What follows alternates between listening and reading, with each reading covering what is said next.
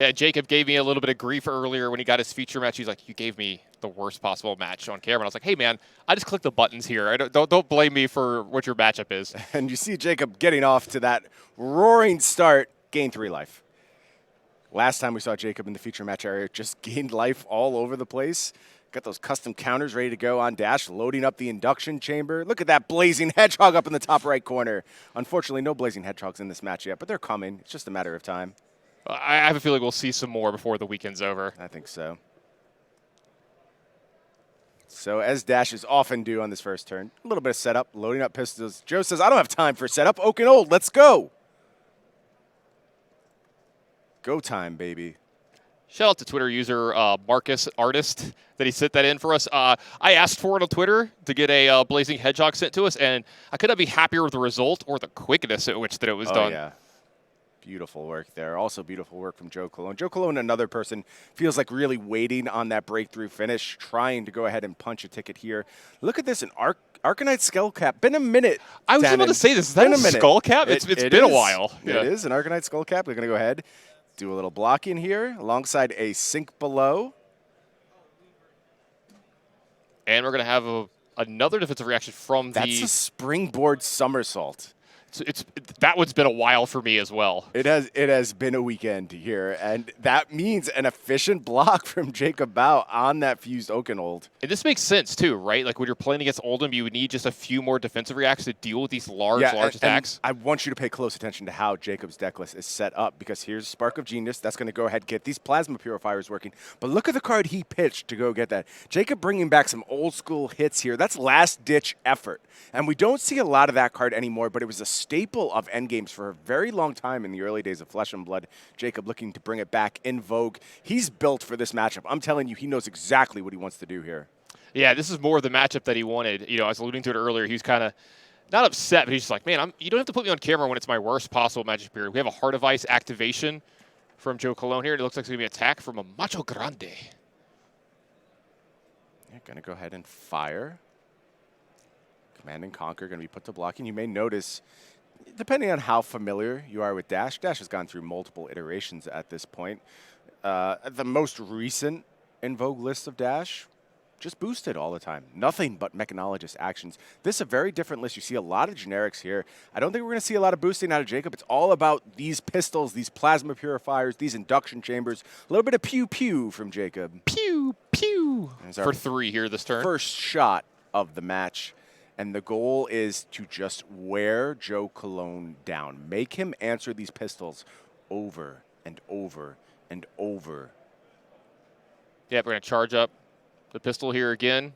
Looks at another Fate for Seeing getting pitched for some resources here. So lots of defensive reactions in Jacob's stack, and you can't blame him. He's going to get attacked for 7, 8, 9, or 10 almost every turn in this game. This is basically control dash. I mean, such flashbacks. Matt Rogers is absolutely flipping out right now, just having a blast watching this match.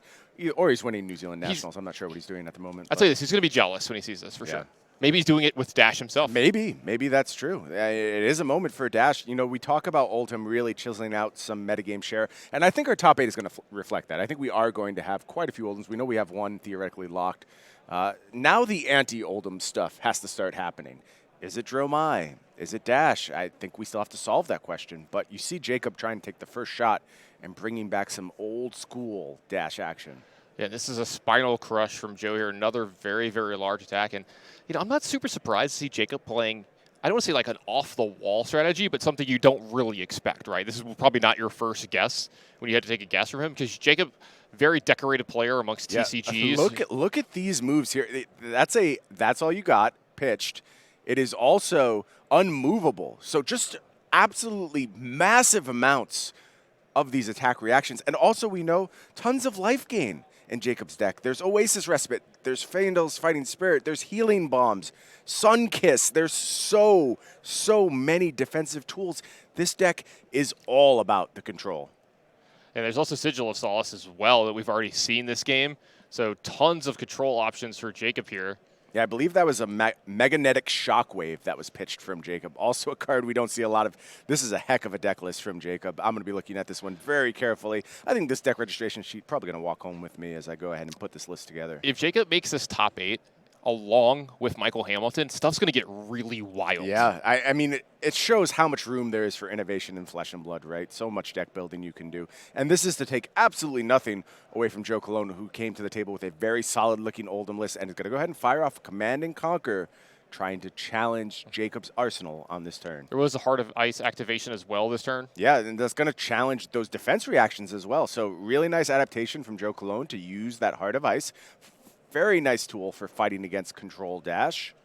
And of course, Command and Conquer, not going to be targeted by defense reactions It's anyway. like a Sift is going to come out to block. And is there a defensive reaction behind this from Jacob? Here we go. We've got a pummel from Joe. Yeah, no, that's going to be good. Command and Conquer, of course, not letting you use defense reactions on it. So that is just going to hit. Going to take away the Springboard Somersault in Arsenal. Jacob says, I'll just gain a little life. And if I'm in Joe's seat, I am thinking, this guy's up to something. He is going to try and either run me out of cards or pew me to death with these pistols. Yeah, Jacob down to 30 here, and the pistol barrage keeps on coming. Just simple but effective strategy. And when I say simple, I don't mean simple to play. There's a lot of decision making, a lot of minutia that comes with Dash. But a lot of moving parts. Yeah, but you're just doing basically the same thing on every turn. Defend, defend, defend, pew. Plays a lot like the, this one feels like it plays a lot like the Oldham Blitz deck that was really popular right before Crown of Seeds got banned in Blitz. Yeah, pretty similar. You know, my time with Flesh and Blood, it comes after the heyday of Dash, when Dash was just a terror. Same. In these control setups. But I know enough about it. It's about when I started learning the game, started looking at deck lists, started understanding things. And I've flirted with these plans in the past because I think there is an argument that Control Dash has looked promising several times throughout Flesh and Blood's history. It hasn't quite come to fruition. Jacob Baugh trying to be the one to do it, though. Yeah, I think every new set, I always hear the mechanologist people rise up, like, this is our time, and then it just never actually is. Absolutely. And then lately, they've actually just been right for the last few months. You know, we've seen Aggro Dash do really well, taking down a calling, putting people in top 8s of the Pro Tour, and now we're seeing a new old take on it here from Jacob Baugh. Yeah, just hard control up and down this deck list. Heart of Fandel for more life gain. Whisper of the Oracle in the blue slot. Just a completely different deck list than anything we've seen elsewhere in this calling. And I wonder if Joe knew that sitting down to play this matchup. I wonder if word had gotten out about exactly what Jacob was up to. How much here. scouting that he's maybe done the top tables. Like this late in the tournament, when you know that your opponent's range is going to be a little bit smaller, you know who you're going to be playing. Yeah. You can kind of take a walk around. If you get done in time, that is a problem, though, sometimes for Oldham, is to get done in time. It is. It is. And the reason I asked that question is because it's so important when you're playing these unorthodox builds that you adjust your expectations from turn one. You don't have time to play the wrong game plan into these matchups because you will get punished for that. Yeah, Jacob, go ahead and take a little bit of damage down to 27 here. It's going to go ahead and develop some more stuff. Yeah, that's a second plasma purifier, and that means the damage potential for these Teklo plasma pistols, we're starting to get across those breakpoints. We're starting to represent 4, but I haven't seen this in a while. Joe Clone says 4. That's it, 4? That's not nearly big enough. The biggest attack in the game. It is Pulverize coming through, targeting Jacob Baugh. Does have block for available. 3. Yep. Let's see. He's got maybe a big defensive reaction behind this. I would assume so. His deck is nothing but defense reactions. That's an all you got. Here's an Oasis for Spud. Yep. Here's a Somersault as well. Defense reactions 4 days. So he's going to gain 1 here. Let's see what the end life total result is from all this. We'll let them figure it out. Yeah, I think there's 10 prevention and 4 damage coming through in total. So Jacob goes up to 28 and then down to 24. All right. It's not so bad. I mean, for being pulverized, I would take that. Jacob still has a card in hand, going to be able to do either some setup, some arsenaling, whatever he wants to get up to is on the table. Yeah, just arsenals. I think that's a totally fine exchange. Yeah, I think he's completely fine with that. That's it's like one of the biggest attacks your opponent's going to be able to throw at you. I will say it quite well. I will say, Tannen, there's a bit of just raw numbers that this matchup is about, and the fact that something like Pulverize is offering 14 from 1 card, it sort of throws off the skew of those numbers. It presents a little bit more damage than you expect to see from a single card. That's important when you start thinking fatigue. That's a really good point, actually. It's something really important because I do think that is going to be one of the main ways that this game is going to end, just depending on if, like, the pistols end up starting to get enough if Joe gets a low enough life total that the pistols have to start getting respected, because then that slows down Joe as well. He's not going to be attacking as much, and that's the position that Jacob really wants to be in. Absolutely. Looks like Crush the Weak is going to be attacking here. Yeah, I think Crush the Weak kind of stands out as the little bit different tech from Joe Cologne. It's certainly not the only time I've seen Crush the Weak, but 2 copies of Red Crush the Weak in Joe's deck. Really like that when you expect a bunch of Phis in the field. So Fate Foreseen here is going to clean up some of this. It's going to put Jacob down to, I believe, what, 21 here? Yeah, that Heart of Ice paying some dividends, taking an extra card out of Jacob's hand, forcing him to pay a resource cost for these generic defense reactions, which usually cost 0. You know, with the Heart of Ice getting activated every turn here and being played, you got to believe Joe had at least some idea of what was going on in this match. Yeah, I have seen more Heart of Ice into this matchup. You sort of expect it at this point, but yeah, I think that's a fair assessment. And now it's just a big attack from Joe. It's Glacial Footsteps, and it's going to be fused. So 10 Dominate coming through. Does Jacob have the defense reaction in Arsenal to staunch the bleeding a little bit here? Could also have Oasis Respite, of course. Does like have unmovable. Okay. How much is this going to soak up? Yeah, it looks like it's a red unmovable, so 8 going to be prevented here. Of course, played from Arsenal. And uh-oh, speak of that pulverized, this time it's going to go ahead and be heaved. That means 3 Seismic Surges headed Joe's way. Going to get a discount on that pulverize on our next go-around. Jacob down to 19 as well. That number is looming large from that pulverize. Yeah, Jacob going to want to set up a very defensive turn here. Just going to start with a pitch of Whisper of the Oracle. Use that to get these plasma purifiers cooking. Get the induction chamber and the plasma pistol loaded up. So I believe this is a plasma pistol for 4, now that we have 2 purifiers working. Joe's can't imagine him blocking generic on-hit damage this turn. Especially in this scenario, because it's important that Joe can play that pulverize. I think, this is a big swing from Jacob. And I don't think there's much you can do about this, because if you commit resources to go ahead and prevent this Command and Conquer from hitting, it could leave you short of the resources you need to deploy that pulverize. This is exactly what Jacob needed this turn. Important time to have that Command and Conquer. Yeah, and I see Joe reaching for a pen, just going to go ahead and take that damage, and that means that pulverize hitting the bin. He might have another pulverize in his hand here if he wants to try to set up the same thing next turn. Does have 3 copies in the list. So here's the Seismic Surge, and he's just firing the pulverize from hand. Has it. Still had all these pulverizes. Yeah, a little bit of a giggle from Jacob over here. Like, I just worked so hard to get rid of this other pulverize. I will say, I think this is going to be okay for Jacob. There's no Dominate here. This is pretty generic damage. Should he have the right defense reacts, there's no Heart of Ice making things more expensive. So it's possible. There's still pretty good blocks here available for Jacob. Yeah, it looks like 2 cards from hand. Yeah, a couple of 3 blocks being lined up. It's another nice feature of that last-ditch effort. As we see, a card we don't see all that much anymore, but a good one. 10 is going to get soaked up here, so a little bit of damage is going to seek through. It's going to put Jacob down to 15. I was going to say 14 seems like too much. 15 seems like just enough. Yeah, but Joe's out of pulverizes at this point. And if we talked about pulverize kind of being the card that breaks the symmetry, that could be an important note. Also, you know, in Flesh and Blood, a lot of times we look at life totals with a sense of permanence. We expect them to only go in one direction. That's not true in Jacob's deck. Jacob has a lot of great ways to go ahead and buff up that life total. Command and Conquer coming through, though, and it's pummeled again. And Jacob has the Oasis Respite. What a clutch respite there. Able to prevent all the damage from that Command and Conquer and pummel. Even gaining a little bit of life along the way. Huge turn of events. It had to be that. It wasn't going to be a defense reaction. Yeah, we've seen some very, very well-timed cards from Jacob here. Command and Conquer when he needs it. Oasis Respite when he needs it. But he's going to keep needing these cards because Joe has got his foot down on the pedal here. Yeah, Joe just dropping hammers here. And we talked about Jacob's deck being unique. I do think Joe's deck has a lot of damage. I won't say it's all that unique. We're starting to see Oldham's built this way more and more. But it is slanted in that direction, and I'm sure that Joe is very happy about that fact in this matchup. Jacob says it's time for all this equipment to come out.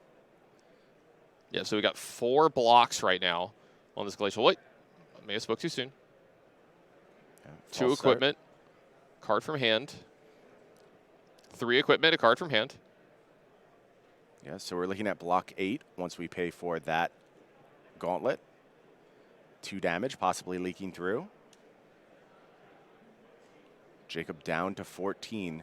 And we may, I say this with a low degree of confidence, we may be out of red Glacial Footsteps at this point. And again, as these giant attacks are filtered out of Joe's deck, things get better and better for Jacob. It's more likely that with an arsenal, Jacob can find blocks even of dominated attacks. Yeah, it looks like Jacob Solly to possibly start getting on the offensive here, too. He's had a hard time with the last couple turns, getting hit with Pulverized multiple times, having to block a ton. Let's see if he's going to get an attack off this turn. He's charged up quite a bit of stuff this turn. That's a brutal assault, by the way, that was pitched. And I just don't know anything about Flesh and Blood anymore. These cards that we're seeing played are Wounded so Bull. ridiculous. And there you see Remembrance, another old school hit. Man, the old heads have to be loving this match. I'm going to call my friends at LSS, make sure they're watching this one, because I know a lot of fans of these cards back in New Zealand. Humble brag. My whole life's a humble brag, Tannen. I didn't just mean that you had friends at LSS. I just meant that you had friends. Yeah. Well, not too many. Don't feel too bad. All right. But I do have friends in high places, and they will be very excited to see what's happening in this new meta we're faced with here for U.S. Nationals. Here's a Tome of Harvest from Joe. I'm a big fan of this card. Going to go ahead and freshen up that hand. 3 new cards headed the way of Joe Colon. Yeah, I think the floor in this card is not that low, while the ceiling on it can be quite high. The fact that it's a blue earth that pitches for 3 is really big, right? Like, you activate Olm's ability, Yep. you could pitch it to something like, one of these big attacks, but in the turns where you really need it, it adds much-needed velocity to a deck that doesn't use Crown of Seeds in the way that it used to get through as many cards. Another thing I want to say, Joe, if you have Tome of Harvest and you have Earthlore Bounty, you do get 3 Seismic Search. I'm just putting it out there. I just want you to know you may not have considered it. It makes those Pulverizes easier to play. Oh, absolutely. Still never seen an Earthlore Bounty in play. Looks like we got a Cranial Crush from Joe here. Another big attack. Let's see how Jacob's going to line up against this. Looks like 2 cards coming from hand to block. Yeah, decent block from Jacob. Looks like we're going to have a pummel. Another pummel. I'm always hesitant when I say these things. I do think that is the last red pummel. Now, Joe also has 2 blue pummels. And again, these are important cards to keep track of, because at some point, Joe's ability to push damage is going to reduce. The question is, can Jacob get away from these dangerous life totals? Can he find ways to gain life like that, playing Sigil of Solace? Because if he does, I do think there's a real possibility that Joe will just run out of things that can force damage. Yeah, Jacob down to single digits now, though. He's down to 8. It looks like, here we go, this Plasma Pistol, it's time possibly for some pew-pew. Brutal Assault, pitched again, why not? Yeah, load up all these things. It's an attack for 5. It's about time Jacob really needed to put his foot on the gas just a little bit here, start to threaten Joe's life total at least a little. Yeah, his deck doesn't really put its foot on the gas. That's not what we do here. It just pews. It's all pews all the time. Now, I would expect multiple pews here. Yeah, you are going to see those induction chambers go to work. Get a couple extra pews, and that's what it's all about, just taking your time, setting up these opportunities to attack 3 times with the Teklo pistol. No cost of cards from hand. Of course, here's where Rampart gets a lot I was of about to bring advantage. this up. Yeah, and people talked about this forever with Rampart, and it never really quite came to fruition, where Rampart was just able to prevent Dash from doing this type of stuff. But here it is, and it is getting the job done. It's doing the mythical thing of growing ever larger, and there you see a Rampart soaking up an incredible amount of damage on this turn. 6 damage prevented via Rampart. Yeah, just for the low cost of 3 resources as well. Awesome deal. So Joe down to 12 here. Jacob kind of evening these life totals up just a little bit. Jacob at 8, but here comes another big attack. This is a Spinal Crush. I think this is a red one, so there's still at least a few red attacks left in Joe's deck. Looks like we got a triple block here from Jacob. Should be able to soak it all up. Yeah, but red 9s are not going to get it done, Tannen. That's what they're going to be met with. They're going to be met with block 3s, and you need to cross some thresholds. And unfortunately, the thresholds against Jacob's deck are so high. You have to deal just preposterous amounts of damage, and that's why things like Pulverize are very important. Now, Command and Conquer, also an important card. I believe Joe has drawn, again, his third copy of the card. Now, there are still a couple of Oaken Olds in the deck. I think that's a big way that Joe could punch through and potentially end this game. Yeah, especially if he could, he's been pitch stacking along with him, give them dominate. If you catch Jacob lacking on the defensive reaction, it could end the game. To make any proposition to your opponent. Welcome to round number 7, our final. All right, so Heart of Ice activation. Today, you have 55 Does look like that Command and Conquer is going to come out. Yeah, and I think this Heart of Ice is going to matter because I'm pretty sure a Sigil of Solace was what was put in Arsenal from Jacob. So may have to invest some resources here if he wants to go ahead and get that one out. And he debated, too, at the end of the turn. If I read the card correctly, which, it's tough to spot on the fly like that. If it is a Sigil, maybe Jacob going to regret that decision not to just go ahead and fire off. But he says I was going to block anyway. Don't worry about it.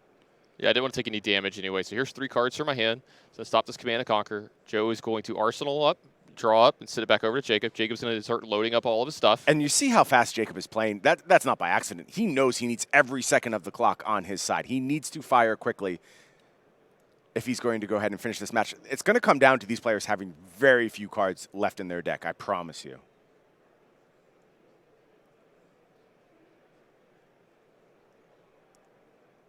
Joe pitching to Channel Lake Frigid here. Yeah, using a Sotomara to find an Oaken Old. Yep. Very, very classic play here. Yeah, I think that is going to be very important. Again, Sotomaro, a card that has somewhat fallen out of favor, but I think it could be so important. There's 3 blue copies in Joe's deck, and it could be huge for rebuying those giant red attacks. Second Channel Lake Frigid going to come out, try and slow down Jacob a little bit.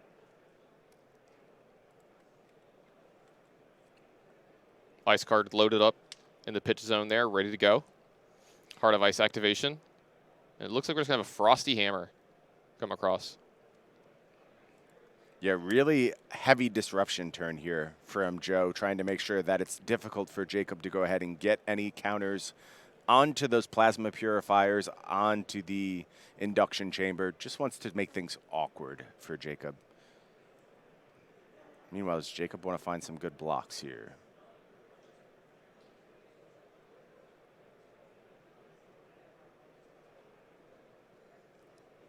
There's an Oasis Respite here. Yeah. It's going to be able to take care of all of it, plus gain a life. Gain a little life as well, very important.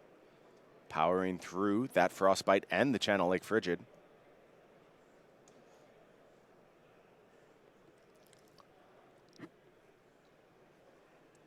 Fine exchange there from Jacob. I think he's going to be very happy with that sequence of events.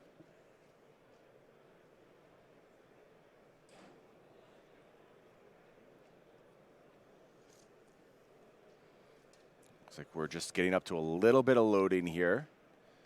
Obviously, Channel Lake Frigid making it very expensive to go ahead and get those pistols running. It's like old dial-up internet. You just get the loading screen, and then you get the little pieces, piece by piece by piece, and then after a couple turns, you get the whole thing that you downloaded, and then you can hack your turn of that pistol. Yeah, the kids have no idea what you're talking about, Tannen, but they do know Oakenold. That is something they're very familiar with. We used to have to use the internet through the phone. It was really slow. They don't believe you. Yeah.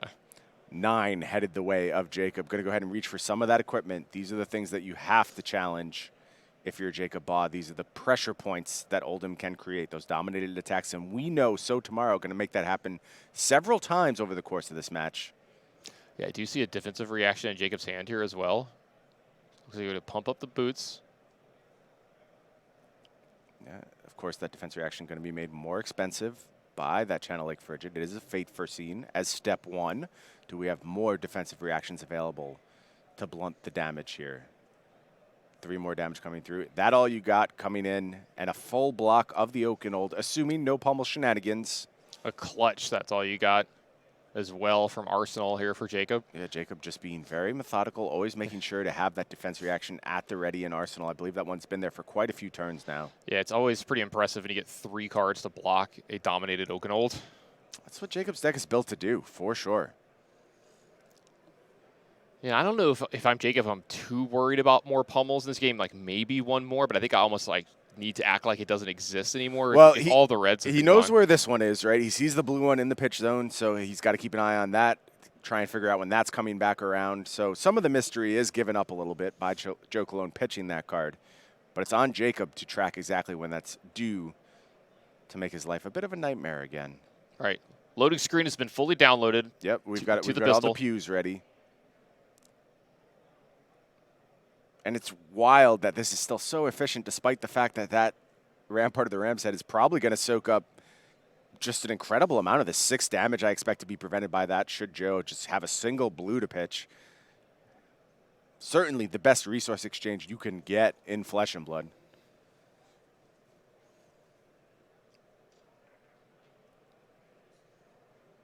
Joe may be a little tight on resources here, making sure he gets an actual attack, because I do see a big attack in his hand.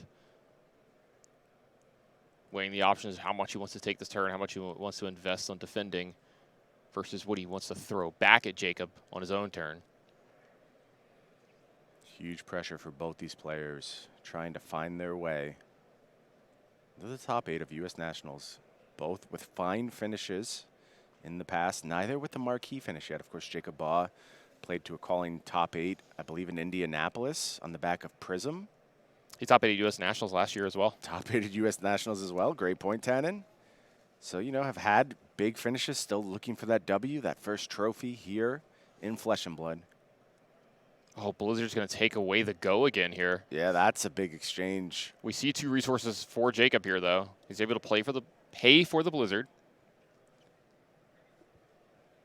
But does he have enough resources to move forward with anything else? And the answer is no. That is going to eat up a lot of attacks from Jacob.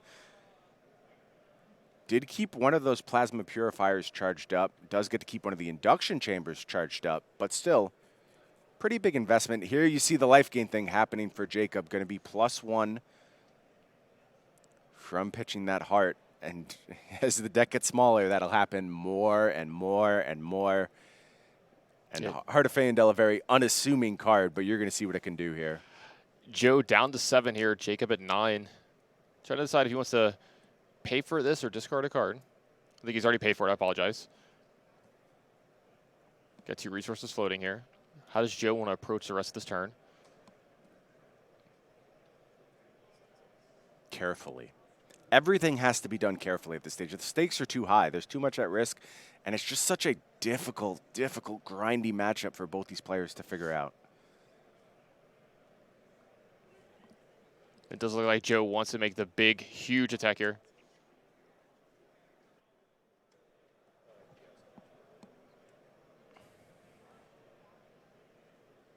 A little Thunderquake action here from Joe Cologne. Thunderquake sounds to me like a TV show from like the 80s. It definitely stars Hulk Hogan. I know that. Yeah, it's like the other name of the Hulk Hogan where he has like the boat. Yeah, that one is Thunder in Paradise already. It's like the aquatic version of Knight Rider. Right. Yeah. It's very bad. Very bad. Do not watch it. Actually, you know what? I'm pretty positive all the episodes are up on YouTube, and you should watch every single episode. They're glorious. Do you know he fights the Predator in one of those episodes? Of course he does. What else is he going to do? They're on some like random island in like Florida or something. The Predator's just randomly on it. I am concerned why you know so much about Thunder. I was a big Hulk Hogan fan growing up. I mean, I was too, but there's still a limit. There's still a limit. It looks like a pretty small block here from Jacob. It's just going to be at that all you got, and that means Jacob's life total going to get pretty low. Down to 4 here. Getting kind of dangerous. Any dominate attack can possibly end this game, but there's no defensive reaction. Got to ask why Jacob played things that way, and I have a feeling the answer is that there's some life gain on deck for Jacob. You're not going to go down to that low of a life total without a plan. Just loading up pistols is not reason enough to go ahead and take that kind of hit. All right, so it looks like we're going to have a big attack. Yeah, I was going to say, this is going to be a big attack, and these need to start being respected a lot from Joe, so he's going to get cards out of the hand. Yeah, so I am proven completely wrong here. Jacob just saying that representing 15 damage is worth way more than preserving that life total. And you understand why. Joe has to put some defense in the way. We know 6 likely to come from that Rampart, but that's not enough to prevent lethal, and that means if it's a blue card from hand for Rampart and an additional block, only a 2-card hand, isn't going to offer that much threat for Jacob, and he doesn't have to worry about those dominated attacks anymore. You can't make a Glacial Footsteps off a 2-card hand. He's also only got 1 free block from equipment here. He's got 1 left on the Crater Fist. The legs are going to cost something. The Rampart costs something every single time you want to use it. So it looks like we're going to get a block from hand. The Rampart's going to get activated. Yeah, it is going to be a blue. That's got to be step one. It's just too efficient. Yeah, we got to put the +1 on here because this is super relevant. So this is blocking 4, I believe.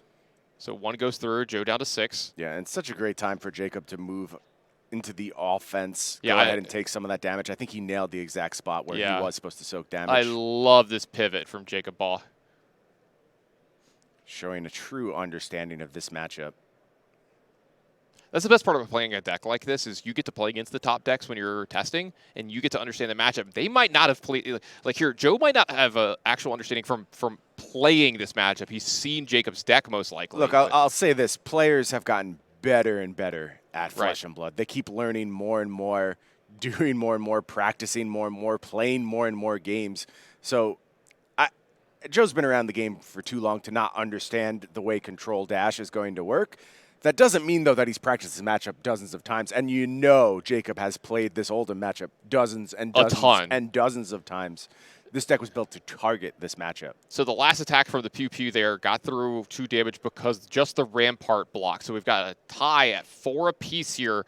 So much on the line and for look this at game. all these blues ready to go, just loading up these pistols, and that's going to be 15 represented again, and just over and over and over, I expect Jacob to be able to present these kind of turns and threaten Joe Cologne's life total. Joe has to find a way to break the pattern, something like a blizzard, some way of messing with Jacob's plan. In Jacob's deck, we're into the second cycle now. Jacob's deck is flush with blues here. It may just be blues. It may just be mono blue. It's completely possible.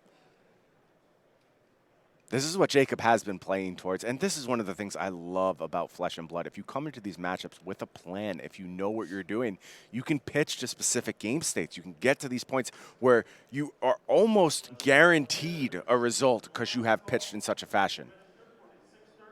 So we got a Crown of Seeds activation here, 2 floating, so the Rampart's going to be able to get activated a couple times a turn. It's not at +3 yet. That's residing from the last turn that this happened. There we go.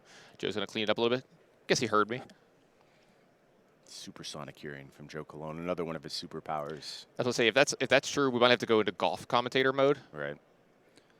We were talking about doing that anyway earlier today. President's Cup is in town here in Charlotte, so already some high-level golf being played. Tannen and I thought maybe we'd lend our casting expertise there once we're done covering Flesh and Blood. I've got some experience, do you? Golf casting experience? I mean, I've played the game competitively in my past, so. I mean, I've played golf. I don't know how competitive I am, but I have a nice set of clubs. I don't get out much these days after hurting my shoulder, but. It's just really hot where I live right now. Okay, that's a good reason. I would like to pick the game back up. I miss it. I do too. So, all right, so we got the second. I think the second attack is coming in here, so the Crown of Seeds has happened. Joe Cologne's still at 4. Yeah, I'm trying to pick up that card in hand. I think it's a blizzard. It's an ice card. Hypothermia, maybe. That's not as keen as a blizzard. I do think it's a hypothermia, now taking a second look at it.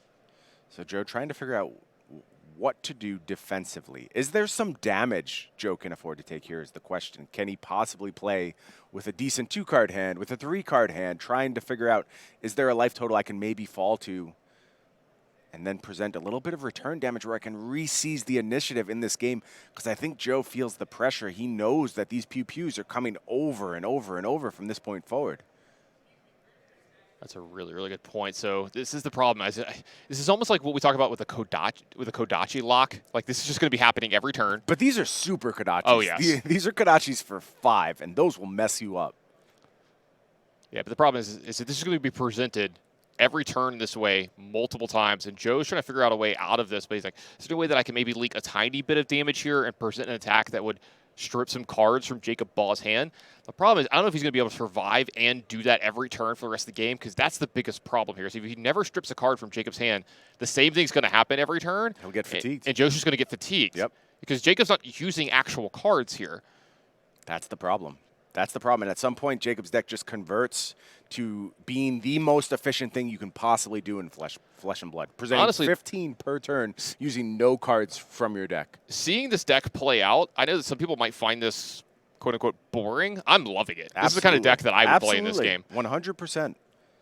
It's just a beautiful showing of what you are capable of in Flesh and Blood. There are so many different deck building strategies to explore, so many things you can do, even within heroes. And that's why I get so angry about the hero versus hero matchup thing. Like, does the Oldham is favored against Dash, or Dash is favored against Oldham, does that encapsulate this matchup? I would say no.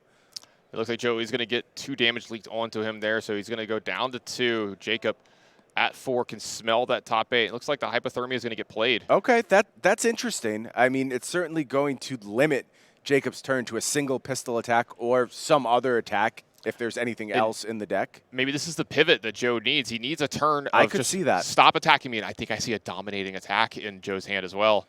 Yeah, the question is going to be how much damage can Jacob present under these circumstances? All right, so he's going to load everything up.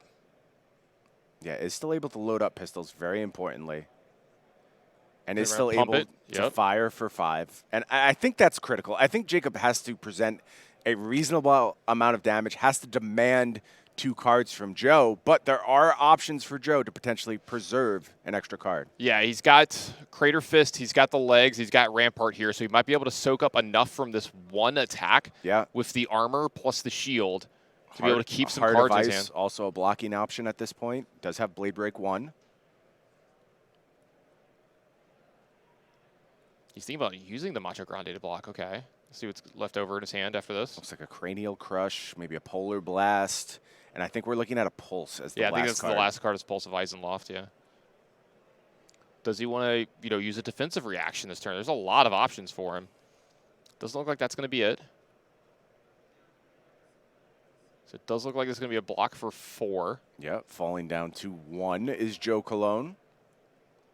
But that is the end of Jacob's turn, and that means there are some offensive options here for Joe, and that's huge. The problem is, on that turn, despite the fact that Jacob was only able to attack once, he was able to load up his pistols. So he really only needs to go into this next turn with 1 card in hand, enough to go ahead and fuel that Techloplasma pistol a few times, and he still will present that 15 damage. And you see why this is such a devastating position to be in.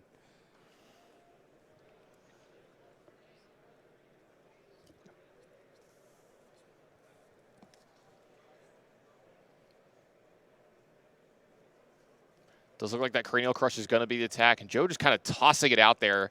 I think he's resigning to his fate here. I also got a little bit of that vibe because it should be very easy for Jacob to find an appropriate block here. Brutal Assault.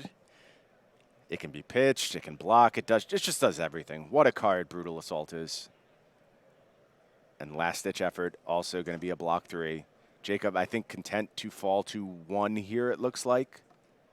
And then we're going to get the Pew Pew Pew. Unless he has the defense reaction. Yeah. Does look like 2 is going to leak over. 2, I'm sorry. Thank you, Tannen. Jacob at 2. Joe Cologne at 1. We believe this is a win and in for top 8 for these players. So much on the line. Is Jacob going to get back-to-back top 8s here at U.S. Nationals? Yeah, and Jacob taking a little damage there. I think for the purpose of being able to keep 2 cards and now has the luxury of being able to play through effects like Blizzard, having a few extra resources floating around and making sure to try and represent the full 15 on this turn. And that's a really good call about playing around Blizzard because I do think Joe actually drew Blizzard this turn. Could be a big deal. Blizzard might be enough here to stuff 1 attack, which is good. I think you certainly want to do that if you're Joe Cologne. Is that a Blizzard or is that a Winter's Bite? I think that's a Winter's Bite, and I think that's a hypothermia behind that. So I'm not sure there is a Blizzard here. Yeah, it looks like we're going to get 2 blocks. In fact, Tannen, there's only 1 Blizzard in Joe's list. And I think that's already been used this game. Yeah, correct. So it looks like a card from Hands block, and the Rampart's going to come out. It's got to be something else, too. Yeah, Heart of Ice also as well. Committed. And I think this is the beginning of the end for Joe here. He's going to start losing a lot of his extra stuff here. Losing this equipment is going to make it even harder for him to block every subsequent attack from here. Does still have the legs available. Those will have to be deployed at some point, but this is good for a block 5, and this next one going to come through. This could be the spot for the legs. Let's see. And that'll also be a 5. No, that just gets the fist bump, and Jacob Baugh